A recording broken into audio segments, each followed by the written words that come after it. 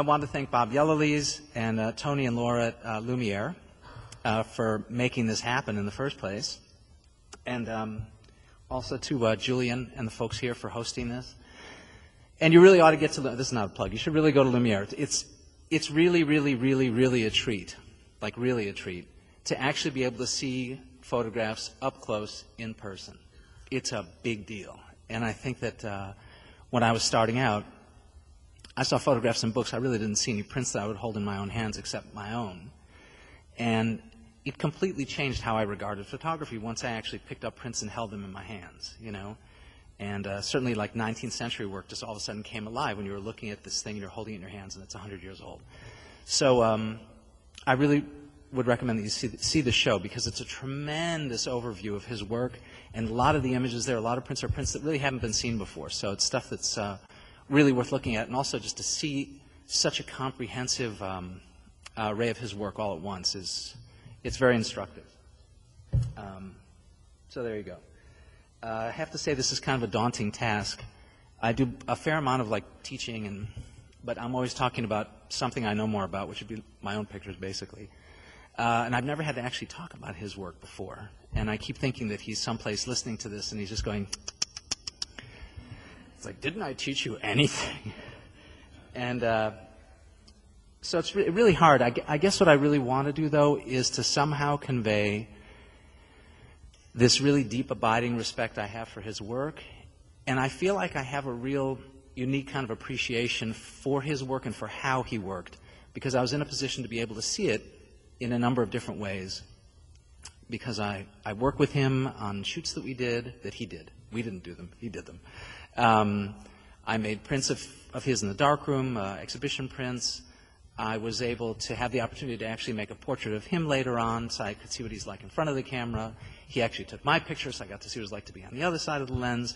So I sort of had these very different views of him, which was really a rare opportunity. It gave me very much like a three-dimensional sense of the man, and also having subsequently gone on and worked as a professional photographer since then for like 30 years, which is hard to believe. I worked with him when I was 12. That's how that happened.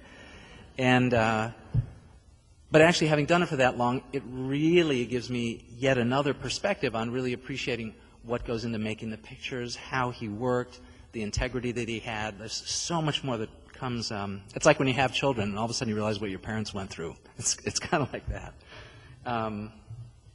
So I guess I'll just start. I'll just start showing you some stuff. I think the important thing here, one of the many important things we'll talk about, is I can't even imagine the impact that he made when he burst on the scene, right? And when you think about the kind of work that preceded his, really, and you look at a picture like this, we'll go through it actually, but this is obviously kind of, he used to call it his moonrise, this portrait of Stravinsky. And an interesting anecdote about this is that this picture was rejected when he submitted it. He shot it, I believe, for Harper's Bazaar for the great art director Alexei, who bounced it. It was rejected. It didn't run. And that to me wasn't surprising when I heard about it, just because I think oftentimes the things that work better in magazines are things that are in a sense like layout fodder. You can put type on them, you can crop them, you can do stuff with them. Arnold's pictures were kind of done. You know, when he was finished with it, it was kind of done. There wasn't a whole lot to add to it. And I think maybe that wasn't appreciated because they like to, you know, people like to sort of pee on it and make it their own. So I think that it was already, you know, bulletproof in that kind of way. So here we go. So this I felt would be a perfect metaphor, really, looking at Arnold's work. When you think of, like, this is a chair from like the late 30s, early 40s, and you think that that's what chairs looked like, right? People sat around, that's what they sat in, that's what houses had. And then at the same exact time, this came out. And it was completely a new way of thinking about a chair. It was a new way of just even looking at it. The geometry was different. It was modern. The chair was constructed a different way. It was supported a different way. There was something very precise about it. You know, and all around the same time, again, you know, this would be a common thing to see in somebody's living room. And then this, again, the same period, boom. You saw something like that, and it's like, wow, where the hell did that come from? These are all materials that existed. Nobody was using them that way, you know? I don't know why the chair thing hit me. It just kind of hit me as a thing. Then you see this lovely example. And that, and you see these everywhere, and they look contemporary now. You know what I mean? They still look modern today. So here you go, and you start with like portrait photographers, and that's kind of what it was like. It's a 19th century portrait studio, and they were like backdrops and these little kind of oriental rugs and a skylight and a photographer with a little squeeze bulb, the Packard shutter kind of thing, or maybe they just uncapped the lens. And it kind of followed on the heels of portrait painting, and photography was sort of like the, bastard child of that in a way. And you had people employed at the studios as colorists, oftentimes. You'd have somebody, a lot of times these are people who were the people that were painting portrait miniatures, who were then completely eliminated just about when daguerreotypes came out, because that became the new thing. So these people were often hired to actually enhance the pictures, to kind of make them more painterly, to make them more like a little painting. But, the kind of imagery, this is what portraits look like. It's still what they look like to a very great extent. Studio photography hasn't evolved all that much in a way. The techniques are different, the equipment's different, but it's a very simple kind of portraiture. It hasn't really changed a lot. Most portraits are a rectangle with a person in the middle of them. I mean, it's pretty much how it goes. Various subject matter, find all kinds of things. And group portraits are always a specialty. But you see all kinds of different folks, and yet the way it's done, like this is done by a variety of photographers in many different countries, but the practice of it's still much the same, what was happening. It's very, very much the same. And, you see beautiful work, Julian Margaret Cameron's work. But still, it's kind of what was happening. And then, of course, when you get into the early in the 20th century, you started getting into kind of these, there's August Sanders' work, right? And then later on, you start seeing more like the kind of like Hollywood publicity photography that comes in. Oh, by the way, the guy on the left, I just want to show you, he invented the light meter. He's the other Edward Weston that nobody knows about. He invented the light meter. That was his son on the right who inherited the business, I guess. But this is what portraits look like. Portraits in the 30s, early 40s, that's kind of what they look like. That's what you saw. This kind of the post-pictorialist time, very much what it was. Then there's the Hollywood kind of glamour photographs. This is very much what was going on at that time. It was a very strict kind of vocabulary of how people were and how they were lit. Camera companies and lens companies made portrait lenses specifically for doing portraits. They were always a little bit of a longer focal length. They oftentimes had a little softness to them. The lighting was very studio, kind of glamorous lighting that these people had, right? And then Johnny Weissmuller, I always like that one from Tarzan. But here's Gershwin, and literally it could have been a year or two either way. I don't even remember offhand, but it's kind of the same period. You see a picture like this, and then all of a sudden you see that. It's like, I can't even imagine what that was like. Like, there's no precedent for that anywhere. There's nothing. There's nothing that looked like that before. There isn't a painting that looked like that. Portraits weren't made like that. It was a completely different way of seeing a portrait, completely. And I just can't even imagine how fresh and how exciting that was, and how kind of it caught people off guard. And you look at his work. This is something I want to talk about at some length, but just initially, a big influence. Arnold started out as a painter. He wanted to become a painter, but because of the Depression, he ended up having to get a real job, and worked in a 25-cent portrait studio, I think, in Philly. Pretty sure is where it was.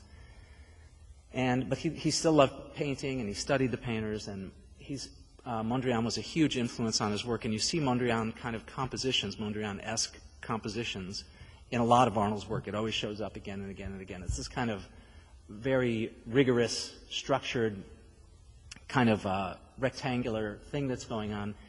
And also an interesting thing to note when you see his work, this is a kind of a relatively late picture of his, probably from the 80s sometime, I think, in a Shaker house. But it's still the same kind of design going on. Arnold's eye just was there. Like you pinch him in the middle of the night, and that's the kind of picture you get. You know what I mean? It's not like he went through phases or periods. This is his eye. It's just his unfailing eye all the time. All the time, all the time. And so all of a sudden you're seeing these pictures that are very kind of stark, and they're graphic, and they're clean, and they're modern. Nobody was making pictures like this. Nobody. Like, I think that nowadays, this is my own little pet peeve thing with how photography is going now is I feel like, photographers kind of ebb and flow a little bit. There was a long period of time where Ansel Adams was just the uncoolest person ever. It's like Super Squaresville. I think in time they said that his photos looked like postcards God would send. I remember that was the thing. But all of a sudden Ansel Adams is back. The prints are 50 grand, 100 grand. All of a sudden it's okay again. You can say that you like him and it's not an embarrassing thing. And I think that, Arnold's pictures are in this kind of in-between time because what's being looked at in portrait photography isn't this kind of work at all. And I think that this work is, for me, it's timeless. I just feel like this stuff is going to be interesting 100 years from now. And when I went to work with him, I would look in the files, and I was a super naive, super young, 21-year-old nose-picking moron person. And I would look at the pictures, and I didn't even know who the people were in half the pictures, but the images really intrigued me, and that made me want to know who the people were. And I think so much of the photography you see nowadays, especially portrait photography, is very celebrity-driven. So it's a picture of Yoko Ono, so you bring your knowledge of that to the picture. Do you know what I mean? Like that's what's cool about it. And I think for his images, you almost don't even need to know who it is, and the picture has its own integrity. It stands up on its own. But again, there's this incredibly clean, modern, graphic way of seeing things that just, and it isn't like he did it and then all of a sudden it was all the rage. It's like, this is now 50, 60 years after he started. Really, still nobody does it like that. We're going to talk about it later. Certainly the whole notion of environmental photography is just an accepted way of going about doing a portrait. I mean, that's, like you can do it in the studio or you can do it environmentally. I mean, it's kind of like those are the two things. But nothing really looks like this. He has this really uncanny, it sounds corny to talk about composition. Again, that's like so outdated as a notion. But he has this unerring eye, this incredibly beautifully structured eye for composition and for working on a picture plane. When you think of him making these photographs, most of them, almost all of them really are made with usually a 4x5 view camera, the kind where you put the cloth over your head and you're looking at a ground glass. So he's actually looking at these things on a flat piece of glass that he's standing, like a foot away from. And it's like watching TV. It's this little flat picture. And the pictures actually look two-dimensional. You know what I mean? They actually look like they were carefully composed on this little miniature canvas, in a sense. And you really get that feeling. Do you know what I mean? The pictures, it's not like, there's some pictures that have an incredible sense of depth, but a lot of them are sort of like this, where you just think of these amazing kind of shapes that he's arranging and playing with. Or that. The architect I.M. Pei. It's just, you could let 500 people into this room and no one else would see this picture. No one else would even get that it exists. Do you know what I mean? That's an amazing thing. I think that it's one of the things we're talking about at the gallery is that, again, do you see that Mondrian-esque kind of composition? It's there, it's there, it's there. It's always showing up. It's always showing up. And many times, it's watching him work. It's almost like this game that he would play under the dark cloth. And you'd see him working and moving the camera an inch this way and an inch that way. And it's kind of like he has this little template in his head that he sees as soon as he sees the space. And he's making adjustments to kind of, it doesn't quite fit yet. Almost, that's it. And then he gets it. And all the pieces are in place. And he would be very unhappy until it was there. And then once it's there, it was fine. And then once the person came in, he wouldn't let them screw it up. He had it all figured out. And his famous line was like, "Move and I'll kill you." That was always his thing. And it's the nature, you'll see in the pictures actually, it's partly a technical thing. Like he's using a 4x5 camera. He has it usually stopped down a fair bit. So it's like at f11 or f16. So what that means, he's shooting available light. He never used strobes, at least not when I worked with him. And I think generally he didn't. So the exposures might be a quarter of a second, a half a second, 2 seconds. It's pretty common. So people have to hold still like zzz, like that for that kind of exposure. So they'd have to hold still. That's why you don't generally see in Arnold's pictures people jumping up or, running or even frankly just very animated or with any kind of gesture or expression that would be fleeting because they goddamn had to hold still. That's for sure. So people tend to be like this or like this or like this or like this. I mean, you needed, it's physically you had to be that way just to be braced. That was a piece of it. And And I think that there's, again, that lends a kind of structure to the picture. And I think that in his images, that while they're revealing about the subjects, it's not because of this like moment of an expression that was caught. Very, very rarely. It's more about just the kind of like the concept of the entire image is what evokes a sense of the person. Do you know what I mean? It's not that little moment so much. But can you see the compositions? Like it's very, very, very much always present there. And it was present early on and continues all the way up through his work, all the way up. And I think a big piece of what he brought to what he was doing was he's so unlike photographers you see today. Not to generalize, but photographers you see today, that's everybody except Arnold, I guess. That's what that would be. Is people are often jaded or they're preoccupied with other things. Arnold was endlessly curious, really, really curious about his subjects. He was really a voracious reader. He loved biographies, autobiographies, memoirs. That was his favorite thing. And he was always really, really, really respectful of the people he's photographing. Do you know what I mean? Like none of these things is a funny, offhanded picture. None of them makes the person look funny. None of them are, like a cheap shot or there's even a portrait we'll look at later of Krupp. It's one of his most famous portraits, the Nazi industrialist. And even that is an incredibly respectful picture of a really, really bad guy that makes him look like a really, really evil person. But it's not a cheap shot. It's this incredibly carefully crafted and conceived picture of a really horribly evil man, you know? And I think that that's key. I think Arnold was very respectful. Like there's this piece of him, this is my take on it, but there's this piece of him that's like this kind of poor Jewish kid who can't believe that he went to Picasso's house, you know what I mean, or that he's in the White House. And he's always really appreciative of that, and you really see it. You really, really see it. And he was genuinely fast. Like you can see a picture like this. This looks like, if you can picture it upside down, it looks like it's on a ground glass. Do you know what I mean? It literally looks like a two-dimensional piece of work. And in fact, it is. It's a photograph. But it definitely, that's what it looks like. That's how it feels. And you should also notice how carefully he's always working with the edges of the frame. It's a big deal. He's always paying a lot of attention to the edges. Again, on a ground glass, you can do that. You know, after I worked with Arnold, I went to work for a photographer, fashion photographer, who did like, models skipping around on white backgrounds, really animated with a fan, that whole kind of thing like I was talking about. And we'd print on very contrasty paper, and the cropping was sort of, not rough, but it wasn't precise. And it was such a change. I mean, at Arnold's place, the printing was very careful. It was down to the millimeter in the cropping. I mean, that kind of stuff was, it was just crucial. And it's not like he took a ruler to it, but he would know if something was missing from the picture, like right away. And so his sense of that, the whole compositional thing is huge. I mean, there's that little piece at the top of the picture. Like, none of this stuff is accidental. It's all stuff that he's very, very, very deliberately worked with,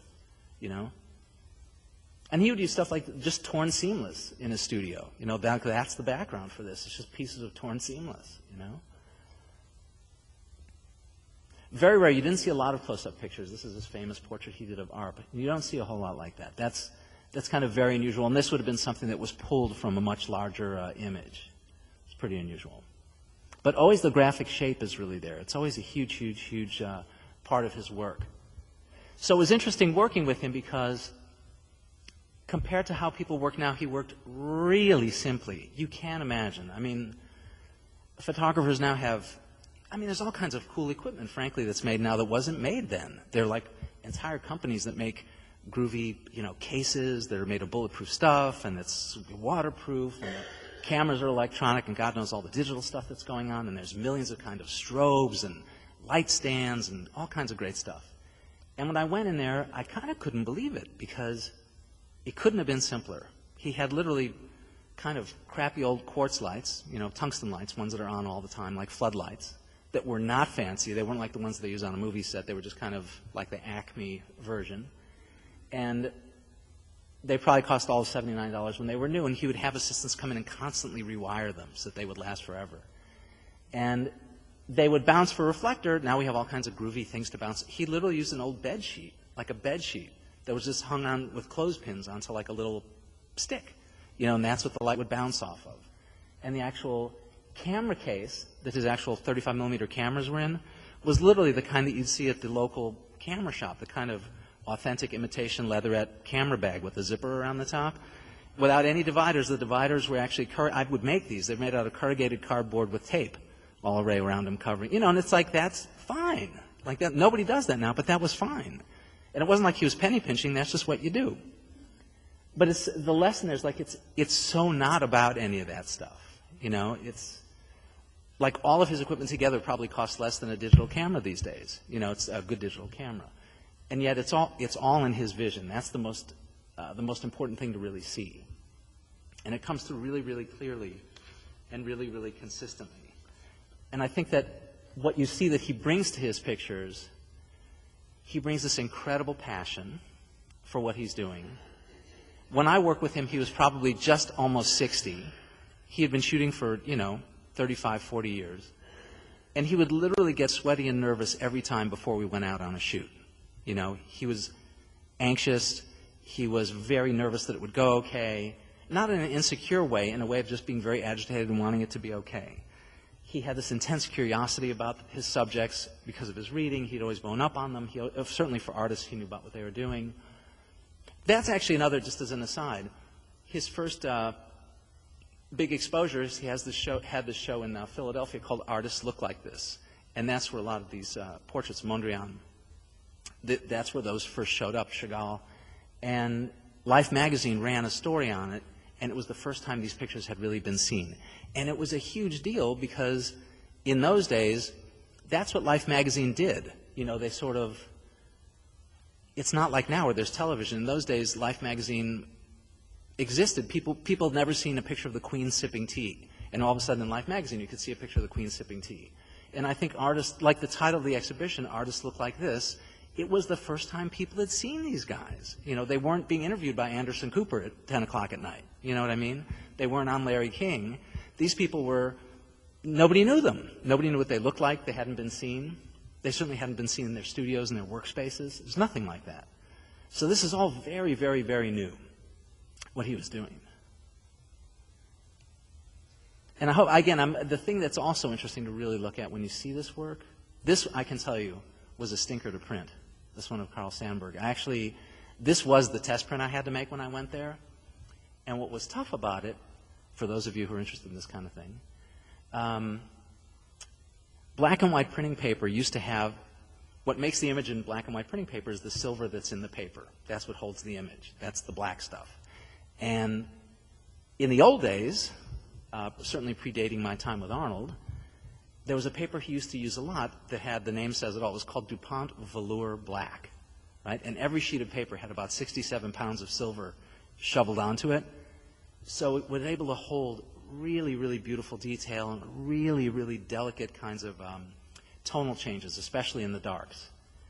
But then years went by, and all of a sudden we had to print the same image on like a polycontrast paper, like a Kodak paper, and it was really tough because either it looked dead and flat, or when the blacks were good, it was too contrasty. It was very, very, very, very tricky. So that was always a big challenge, was he'd give you a print to match, but it was a print that was made in 1947, and it just didn't, you couldn't do it anymore.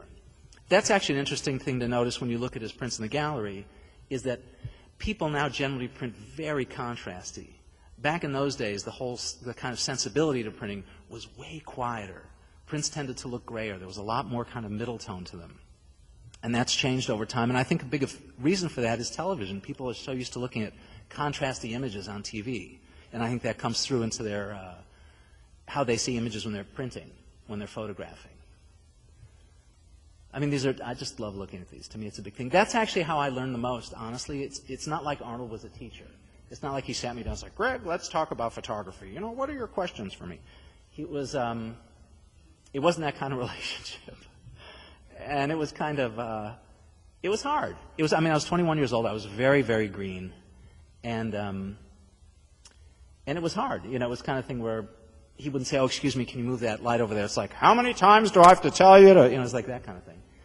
So we wouldn't sit down and, kick around the finer aspects of photography. But what would happen is he'd go home at night, and I could look through the files and just pull out prints and look at them.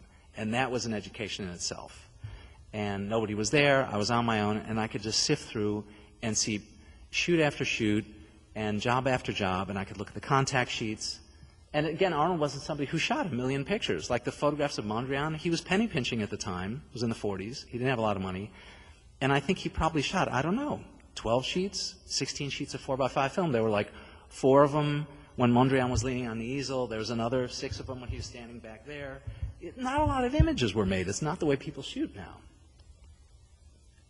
But that was a great opportunity to really just be exposed to someone's work and really be kind of immersed in it all the way around. And he would absolutely work like a dog. Like I think it was actually some years after that little video was made, Kodak was doing some other video of Arnold, and they wanted to shoot him doing a shoot, photographing somebody. And he was always really, no photographer likes that. It's really gets in, especially in a portrait. The last thing you want is someone watching, another camera there. It's the most disturbing thing. And so he decided he would shoot me for this thing. And I think it wasn't because he was dying to make an incisive portrait of me. I think he just figured I wouldn't give him any back talk, and it's that kind of thing. And so he came over to the loft. That's when he made the picture that was in the little brochure for this thing. And this is like a throwaway picture, right? All he's doing is taking a picture for this video.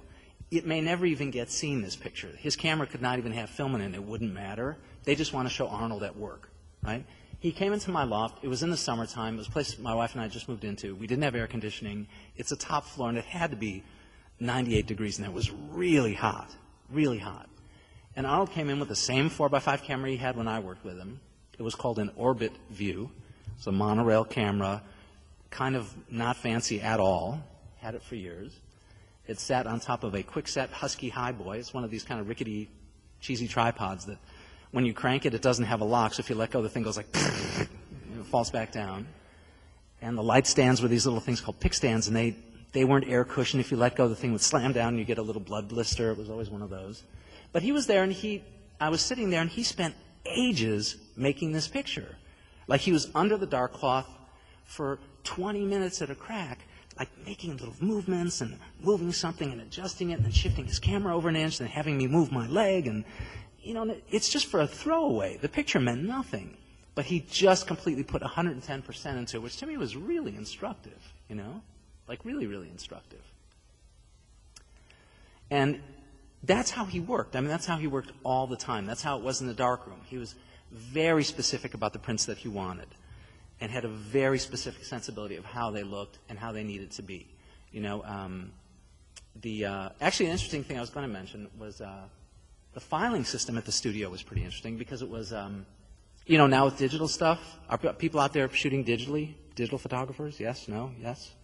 So there's a whole thing about naming conventions. Right? I never heard about naming conventions. I thought that's what you do when you have a child and you want to figure out what to name it. You go to a naming convention. And he had, so there are all kinds of ways that people do that, their filing systems. And at Arnold's place, Mrs. Newman, Augusta, she was actually in charge of all the filing and coordinating and logging end of stuff. And they had a cross-reference file system that went 3 ways on little 3x5 index cards like in a library. And the jobs were all filed either under the subject, like, Gerald Ford, or the client, like Life magazine, or the job number. The job number was just this number that was assigned to the job. And I could never really kind of figure out what the job number meant because it was 1975 and the job number was like 6472. Right? And it just didn't, I couldn't figure it out. And I was trying to figure out if it's the number of months or the square root of something. And then I thought, it's the Hebrew calendar. That's what it is. And it wasn't that. And then I went back in the files and the earliest job was 100, like a checkbook. It started out at 100. So the job we were on was literally like the 6,371st job, and the next one was the 3,672nd job. It's that kind of thing. Like really simple stuff. Another thing I want to talk about, I'm actually going to go back for a sec. In terms of like this kind of thing, it's a huge piece of what he did. This is the other kind of picture, the not two-dimensional picture. This is the kind of thing where he's actually rendering three-dimensional space in 2 dimensions. And it seems like a simple thing, but it's not. Like most people have no idea how to use a wide-angle lens. It seems like a simple thing, it's not. It's like the typical, stereotypical thing you see of a movie director framing up a shot like this. It's like as soon as you're doing this, it's a telephoto picture, right? You're cropping into the full scene in front of you. As soon as you're doing that, you're making it less. You're shooting with a longer lens. You're cropping in. If Arnold was doing that, he'd have his hands back around his ears someplace because he has all his peripheral vision working. And so that's very unusual, right? Like he would take a picture like this, or which ones do we have here? That one, not that. That's a typical portrait, kind of focal length. But he would do a picture like this one, or like this one. These are shot with very wide lenses that no one uses for a portrait. They're very wide-angle lenses. And it's amazing to me even now. It's the kind of thing like you can look at, say, a Vanity Fair from cover to cover, and you'll never see a lens like this used. Pretty much the same kind of lenses get used for almost every single picture you see. They're all like kind of a normal, slightly telephoto. That's it. Like people walk into a room and they look and they say, well, I don't know. That corner looks good. We'll shoot over there. And that's kind of what it is. You know, there's not a big question about the setting, not in this kind of way. And normally people do, he would use the lens to render the space. It wasn't like, I want to be close to this person, I want to be far away. It wasn't like telephoto or wide angle. He was figuring out how he would interpret the space with that lens. Nobody else was really working like that. Architectural photographers do. That'd be the only time you could see it, but they don't have people in their pictures. And so often, even now, like this is years and years and years later, I work with art directors all the time who'll say stuff like, you know, I want to see the whole building, but of course then the guy's going to be really small. And I said, well, no, we can do that. We bring the guy up in the building. He said, yeah, but if the guy comes close, then he won't see the whole building because you have to come in close. Is that kind of thing? And Arnold was this person, and again, people weren't really doing this at all, where he'd come in, he'd bring the person forward, getting this very wide view so you'd actually see the entire environment, but still the subject was really, really close. It seems like an obvious thing nowadays, but it wasn't. You know, nobody was taking a picture like, why is he down in the corner? If people shot that picture today, he'd be standing right in the middle of that space with his arms folded. You know what I mean? You'd see him like 3/4 length, standing right in the middle, framed by the columns and framed by the building.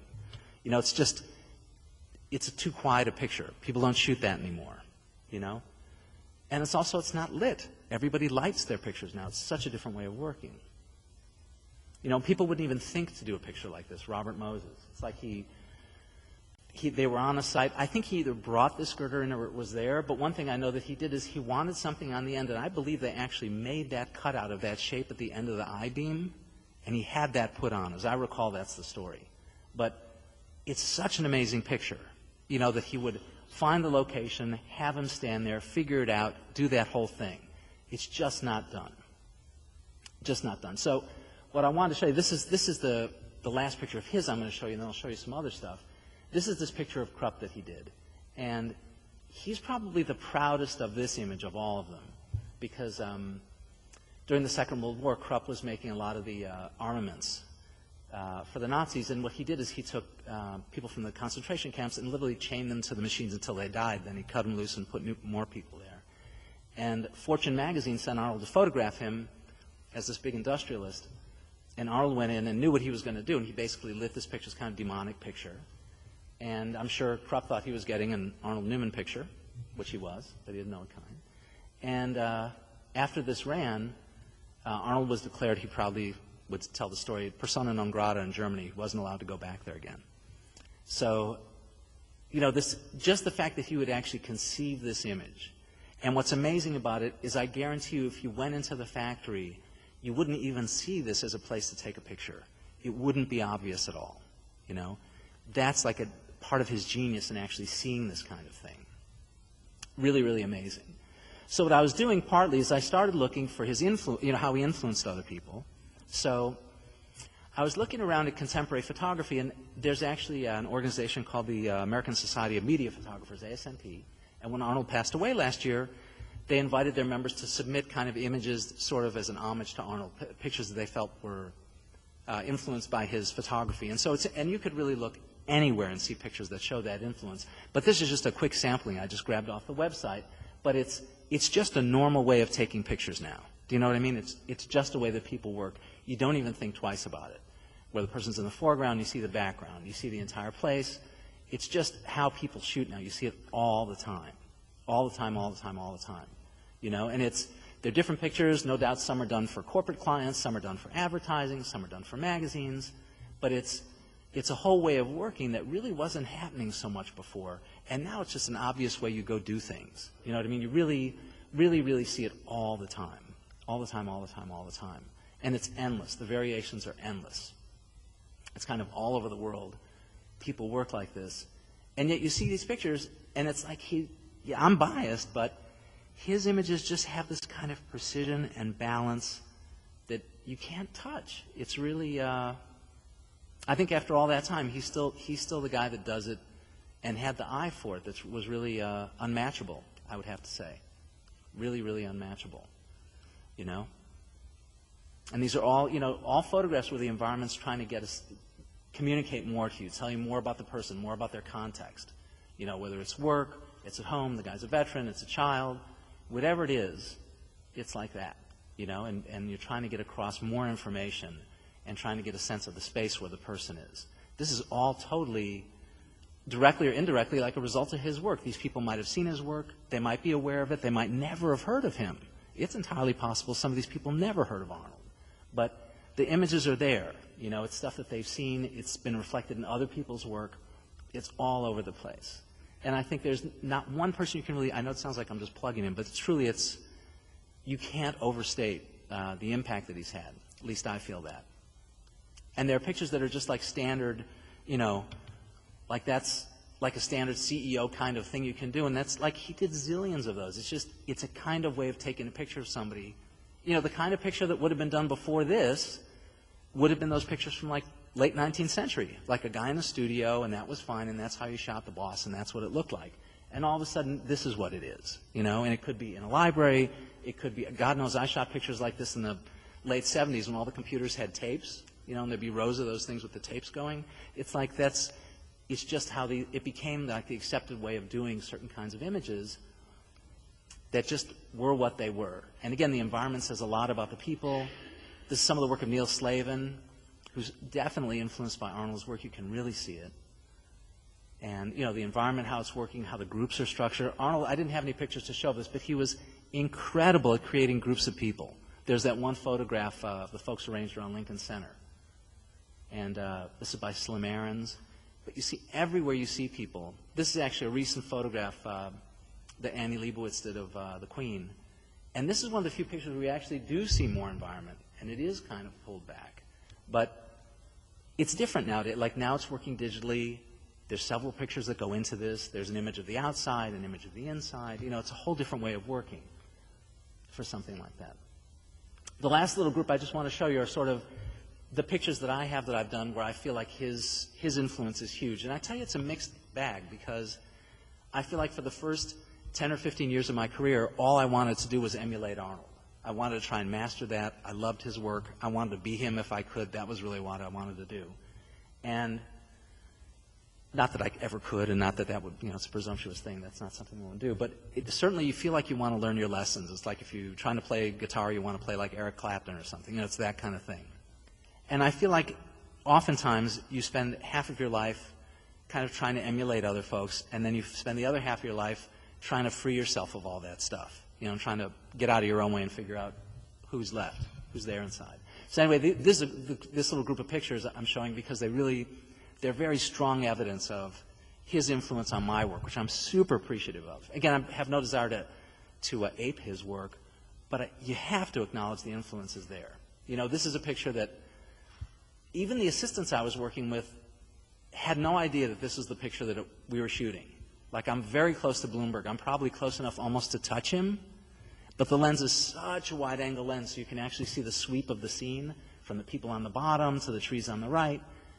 And if you're standing there, you would assume the picture probably is probably the two tree trunks and like maybe a waist-level shot of Bloomberg, And it's such a different way of seeing things.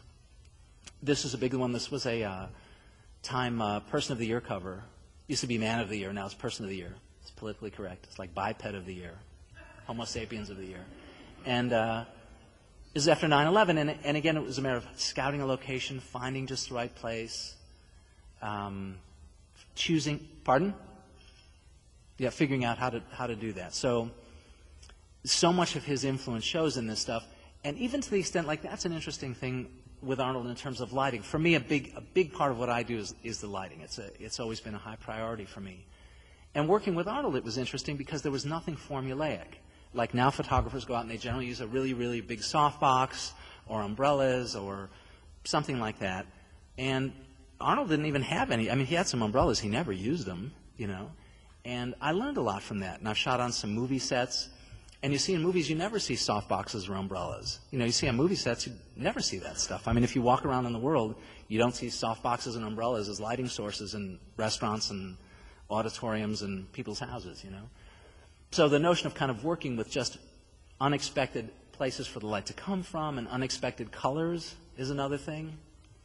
It's a big, big, big thing. But kind of rendering the space, this was, I mean, this is a perfect thing where for me, I wanted to meet the challenge of making the Oval Office look oval.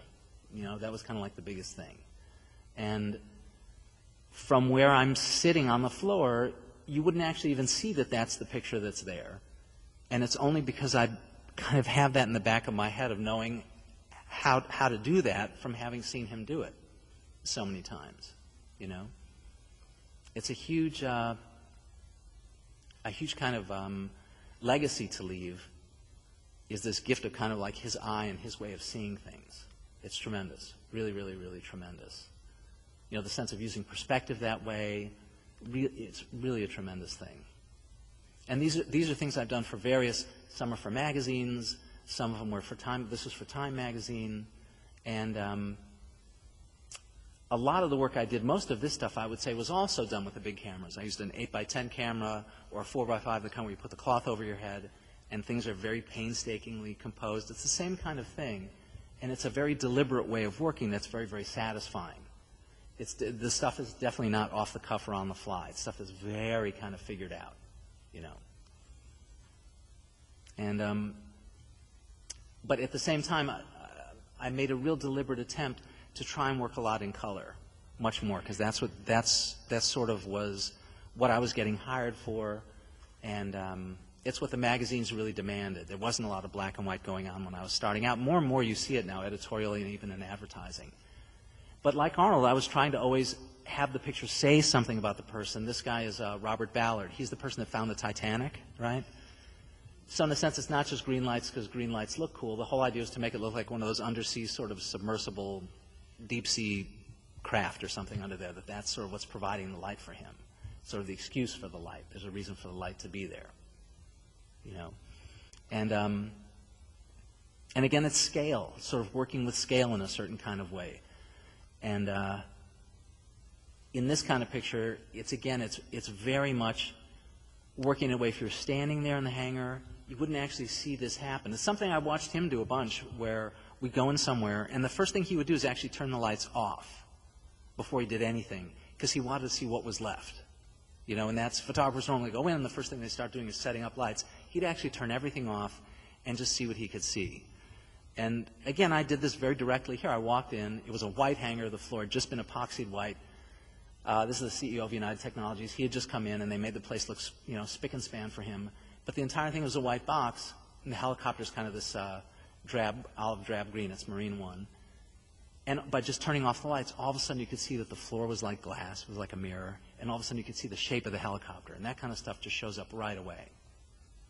So for me, working with the environment's a huge thing. It's a huge piece of what I do, and kind of always integrating the person into that environment is a big, it's just satisfying. There are like a million ways to work it. Sometimes it's quiet, sometimes it's very posed. And, you know, this for me would be a very two-dimensional kind of thing that I would do. A lot of my stuff wouldn't be like that, but this would be a really good example of that. This is that CEO again, same picture, same fellow. And again, kind of working with shapes in that sort of way. This was with an 11x14 camera, because I was making platinum prints at the time, so you need a negative that's the size of the print you're actually going to make. So in that case, I'm working with a big camera like that. And this one's probably one of my favorite pictures. It's of Muhammad Ali. And again, it's kind of, I guess for me it was a big thing. It was actually a turning point in my career, because I started getting hired for a lot of black and white work after this.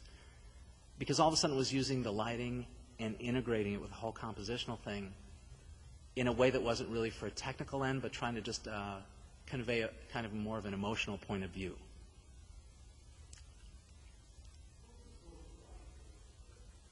The whole thing, that's actually, the source of light for that is a strobe. And we can talk about that in a sec. I'll actually get to that. But I think Arnold's legacy is huge. I feel like being able to see him work and seeing the intensity with which he worked, and also seeing how, like, all he cared about was the picture.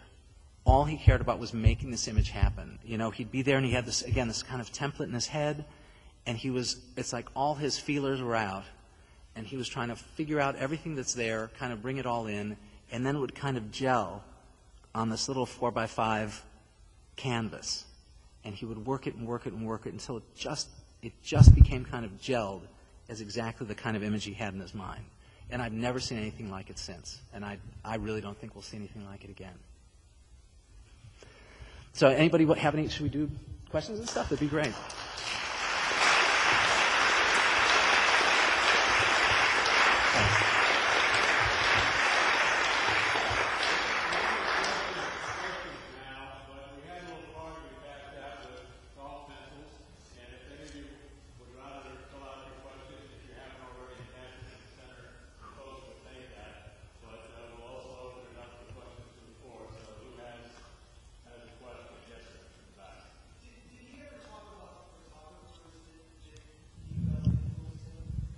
Never to me.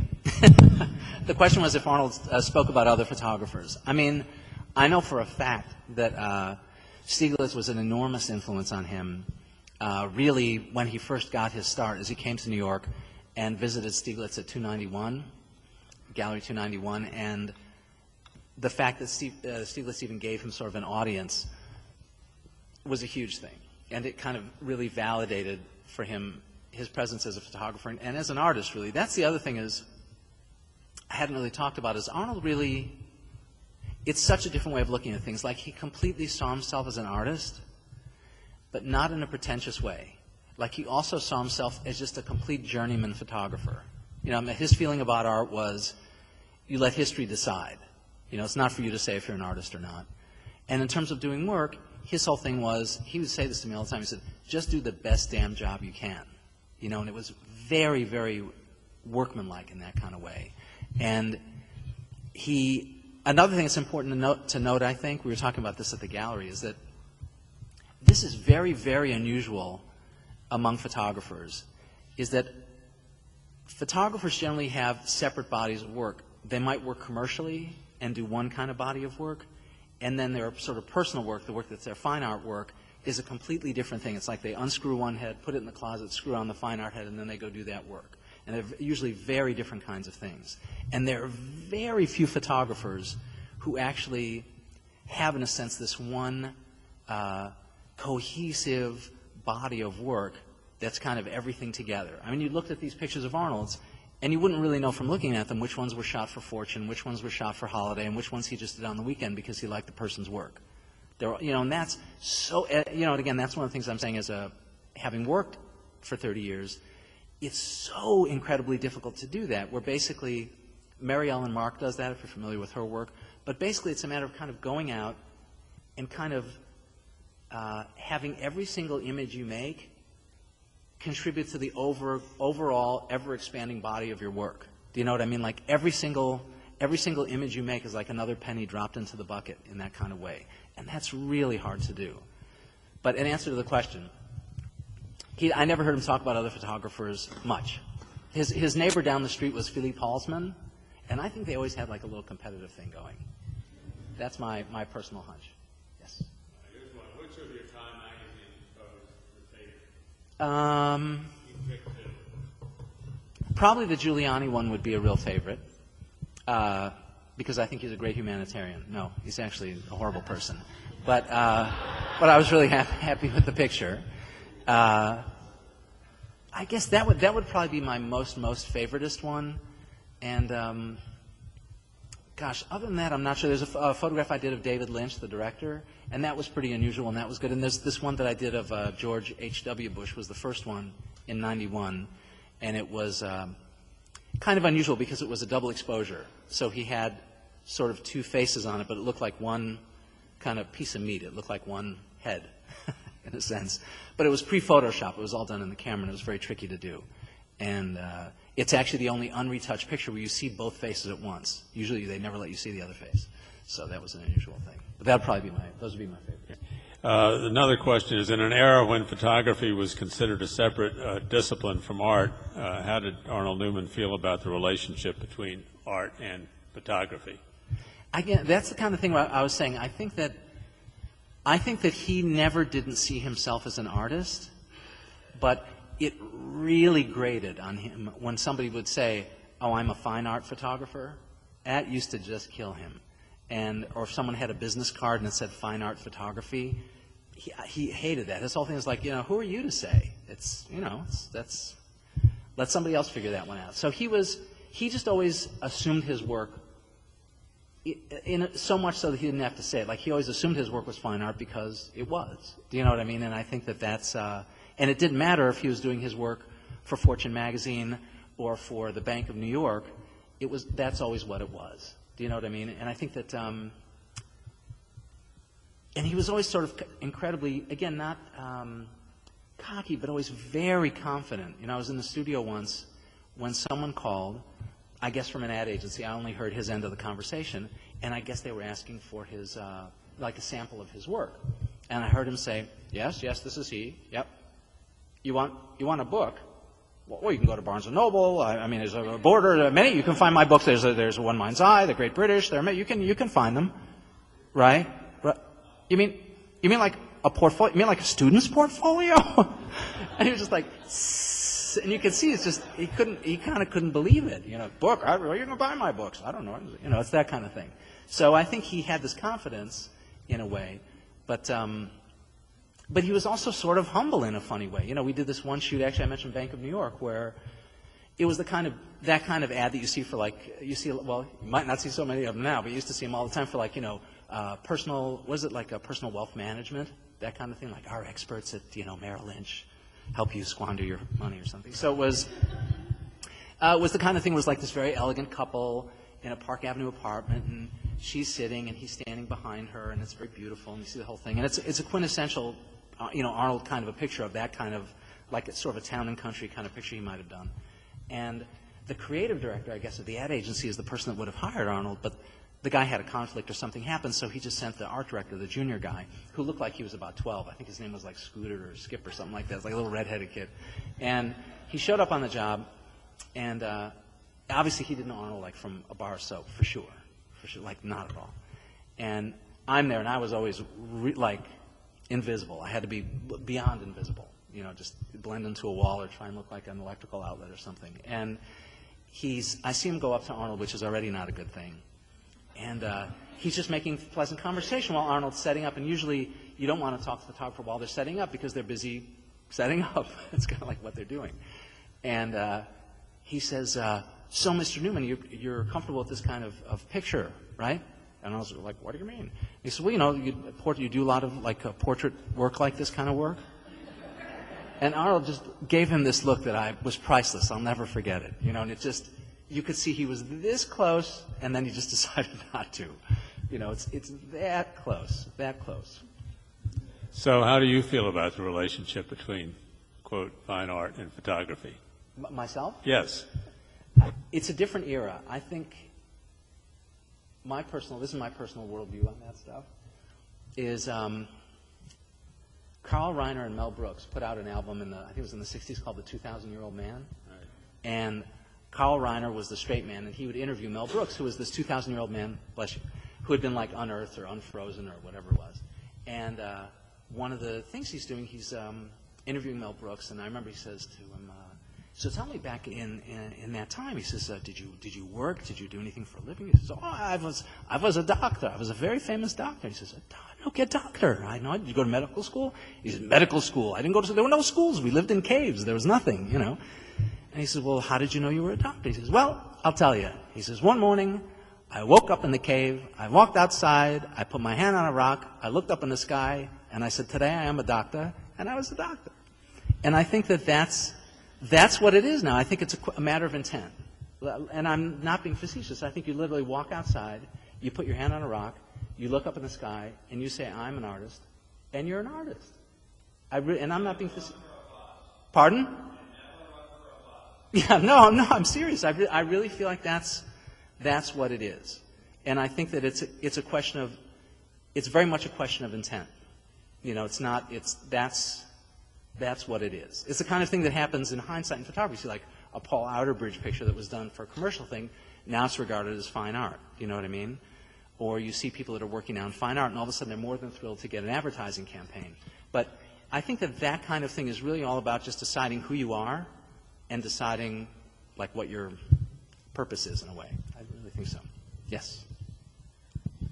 When I knew him, he was showing at the Janus Gallery in New York. And at that time, it was really only him, Dwayne Michaels, and maybe Lucas Samaras, who were photographers, who crossed that line, which was a very definite line, certainly in New York, in the art world. And he valued that beyond any of the other two that I would mention.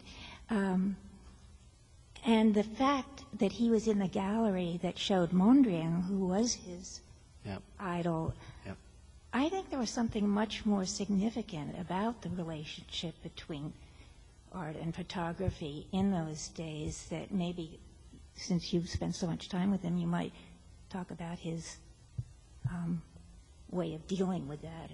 How do you mean? How do you mean? Well, having arrived at that point through nothing that he planned, just through the intensity of his work, to suddenly be raised to the level of Mondrian by being in that gallery or being selected by Sidney Janus or whatever it happened to be. It's hard to say. I mean, I've certainly thought about that since. When I was working with him, not at all. I mean, when I was working with him, I was just desperate to not get yelled at. But basically, since then, I think that he. I think you're right. I think he never thought that he would be at that level. Photography generally just wasn't even regarded in that kind of way at all. And I think that, again, that's, like, even though he definitely saw himself as an artist, there was a piece of him that was, to me, very endearing, where he couldn't believe that he was being regarded as an artist. Like I said, he couldn't believe he went to Picasso's house. He couldn't believe that he was being talked about in that way. And even though he'd go and people would take him to dinner and have an exhibition of his work, and that was all great, there's a piece to him that I just think was like, I can't believe this is amazing, you know?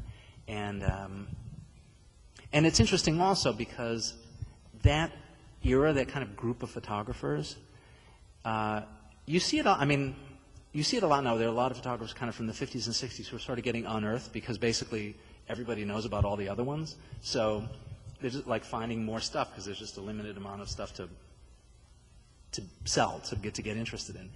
And I think that Arnold, like that's when I say there's no pretense, like he was never one to like edition his prints. And that was kind of a rap against Arnold, was like, well, geez, you want a Stravinsky, you can get them, you know, 16 by 20, 20 by 24, 11 by 14, 8 by 10, you know, how many, that kind of thing. And the notion was like, well, Jesus, who knows how many prints there are out there? But he never even thought about that. And photographers just didn't then. And the whole rap on photography is, gee, you could make endless iterations of an image. But the truth is, for anybody that's ever worked in the darkroom, it's a pain in the ass to make prints. Do you know what I mean? Like, you're not going to make 200 prints of an image. You're just not going to do it. You wouldn't even make me do it. You know what I mean? It doesn't happen that way. So it's funny because it's for all the kind of aspiration to being regarded as an artist, I really feel like one of the most endearing things is he just took it one picture at a time. Do you know what I mean? And I think that it was in hindsight, like you were saying, that he seemed to have all of a sudden had this career.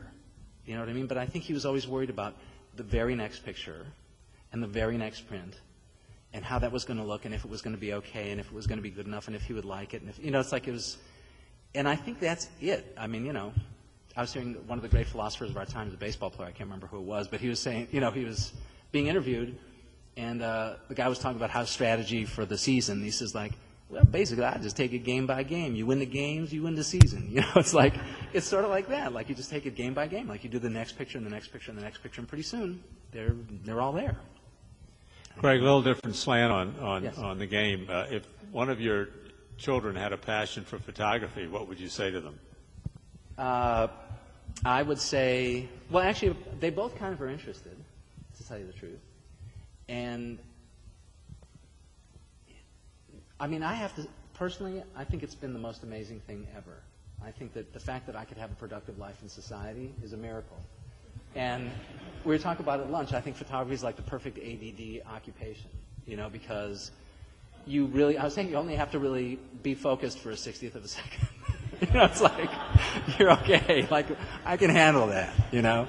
And what's great is that, you know, literally, I think for them, I mean, it's incredibly satisfying where, I mean, this is another thing for me. That one of the things I loved about Arnold's work that I really think about my own work is that I prefer pictures that are about the world, not pictures that are about other pictures. You know what I mean? Like, I really am bored with art that references other art. I'd rather be involved with the universe. And so his pictures were always about his curiosity about the world out there. Do you know what I mean? And I feel like photography is an amazing ticket to experience the world in a way that you'd never experience it. You know what I mean? And that's huge. A couple questions Yes. back here.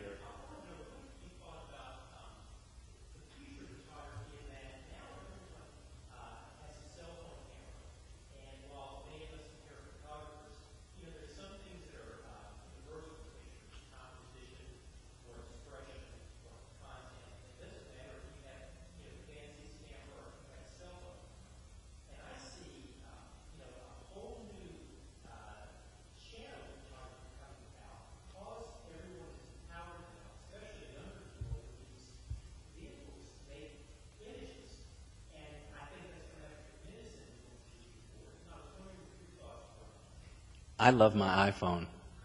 I shoot so many pictures with that.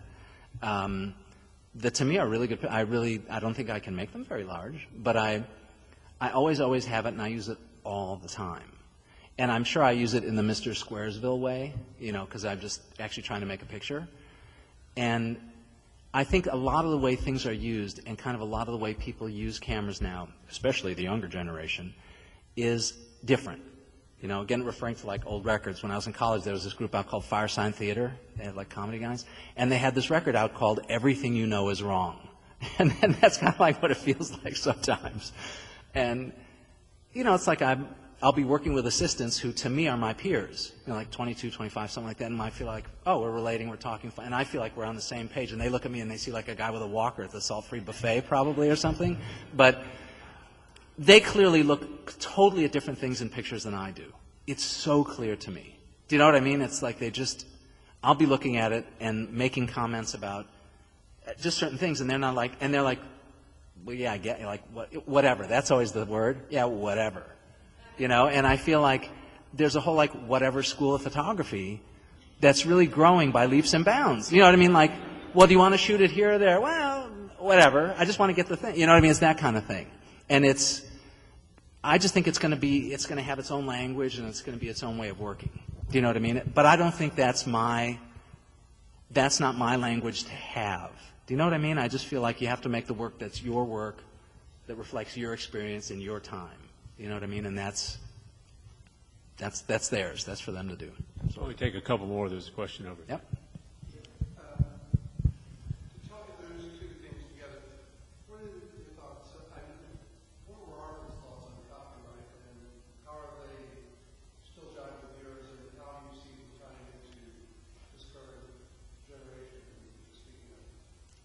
You don't want to hear.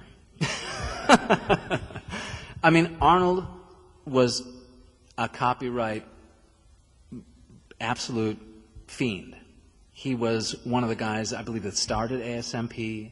He was one of the people that was instrumental in getting copyright laws enacted. He was very vocal and very strong in his support of that.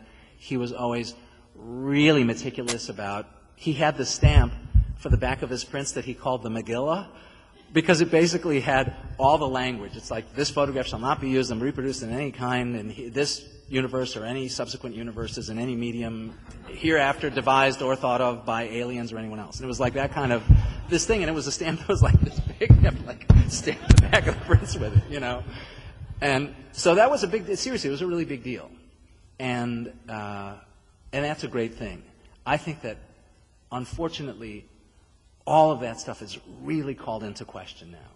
And I feel like for me in my own personal self world, I was selling my work, syndicating stuff of like celebrity kind of characters through a syndication agency. And I was always very strict. In fact, the reason I went with the place that I went with is because they were literally 4 doors down from where my studio was. So I could literally like take my pictures over, bring them there, stand there while they copied it, and then like bring them back again. You know, because I didn't want them sitting around. You know, and they got bought by Corbis, right? Which is like Microsoft. So I thought this is actually a good thing because in the electronic digital world, these things will get protected because once they're assets on some level of Corbis, they're going to want to protect these things, right? And that was, to me, was a big deal because once the pictures were digitized and then circulated, they're out there. They're just out there. I mean, everybody, and I mean everybody, submits pictures now in a high-res form to their clients, whether it's to a magazine, to a guy who's going to make prints, to an annual report designer, to an advertising client. They're getting all high-res images. It's literally like shipping them negatives, right? And there is no control over that whatsoever, none.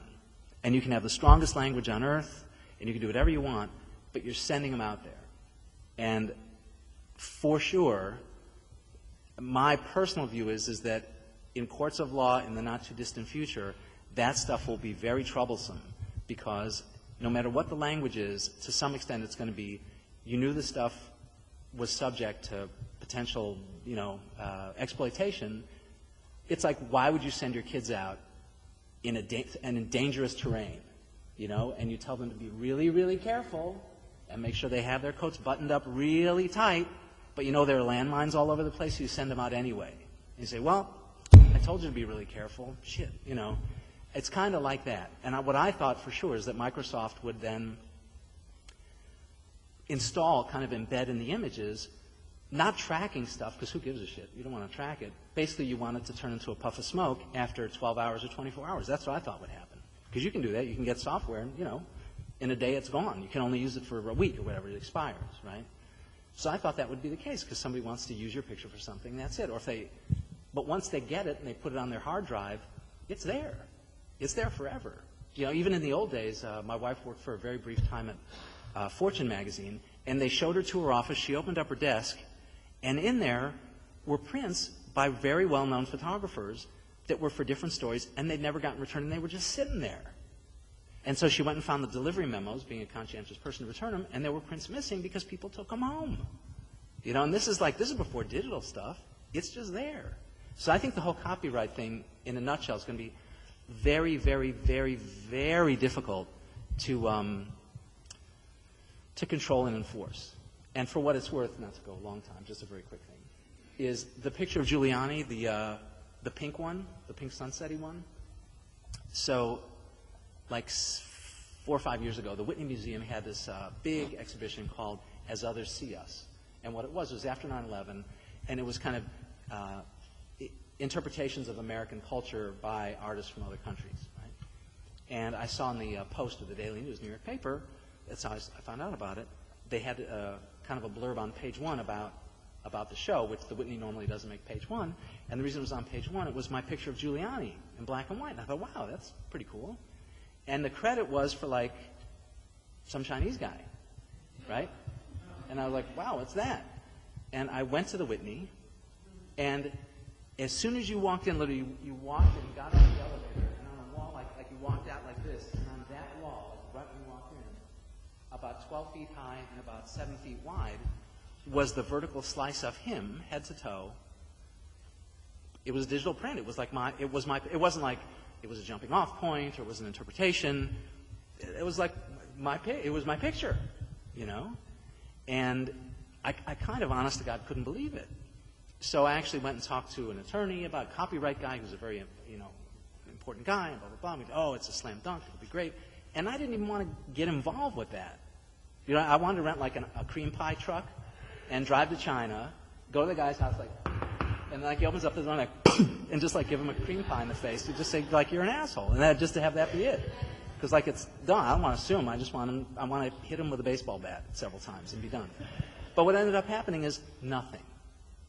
Because the guy said, oh, you can't really chase him down because he's in China and there's no copyright laws and blah, blah, blah. So just nothing ever happened. Sure. No. Nope. I just my feeling about that is life is too short. Like the energy I would put into following that up, I want to make new pictures. No, yeah, I mean, it's what it is. You know, seriously, it's what it is. I just feel like that to me is a worry, and to me that would make me not care about putting. Pardon? Nowadays, I'm not sure. Do you know? I just don't know, because the tough part is these things. I know photographers who pursue all of those all the time. I don't want it to be a big part of my life. I just don't, and it's my choice. You know, I just don't want to do that. And the other thing is, I didn't want to somehow all of a sudden, like I would do that, and then all of a sudden I would be like the anti-art guy. It's like, wait a minute, what's up with that? You know what I mean? There was no good way to deal with that. Yes. Yes, sir.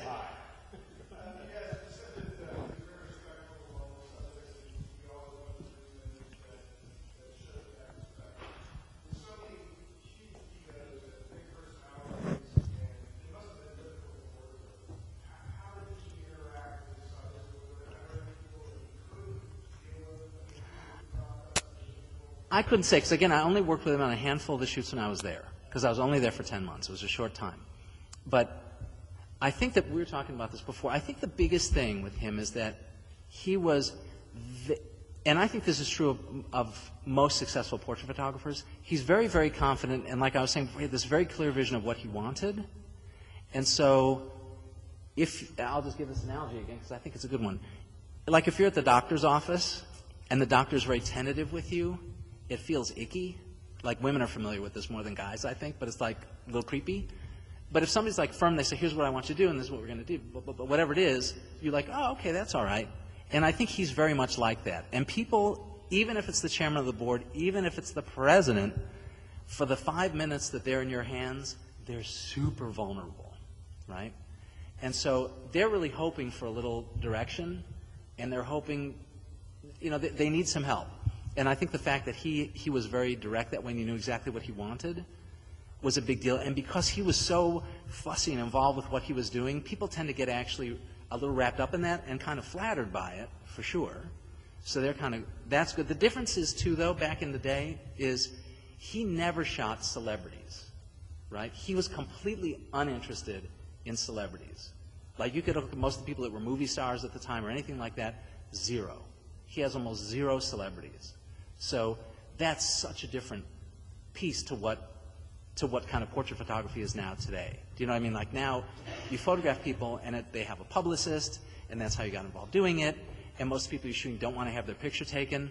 The people he was shooting wanted to have their picture taken, and most of them were flattered that he was doing it. You know, it's a very different dynamic. But I think generally they really responded to his intensity and his firm hand.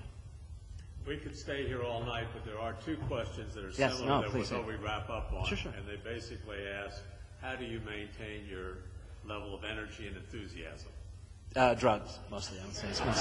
Yeah. Prescription drugs, though. It's all prescription drugs. Once I'm off my meds, it's all over. You find me hanging by my belt in the hotel room or something. No, it's honestly, I just think I was kind of like moaning and groaning about copyright and stuff like that. The truth is, really and truly, like I love photography now more than ever. I feel like I'm just starting to get the hang of it. I have lots of ideas for stuff I want to do. There are lots of projects I want to work on, and like I said, I want to do them while all my parts are still working, pretty much. So I find that very, very exciting. I think the business is soul-crushingly hard. That is the case, but that's not photography, that's the business. And that to me is just tremendously exciting. And and every day is a new picture. Do you know what I mean? It's thrilling. Thrilling, thrilling, thrilling. I hope you agree that the promise was delivered on. Terrific, terrific guest. We appreciate it very much. Oh, it's my pleasure. Thank you.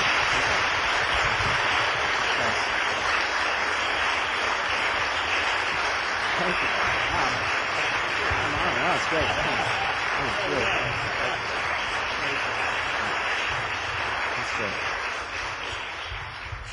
is a small token of our appreciation from everybody here. Wow. This is an artist, Atlanta sculptor, glass sculptor, Hans Frabel. And you're going to have to open this in front of everybody here since they gave it to you. Wow. Okay, let's see what's in Thank there. you. Here we go. Is the receipt in there, just in case? It's always good to be sure. You never And the know. copyright is in there. Yeah, right. You never know. It's in the mail. There you go. Right, it's a glass thing. There you Oops, go. sorry. Yeah.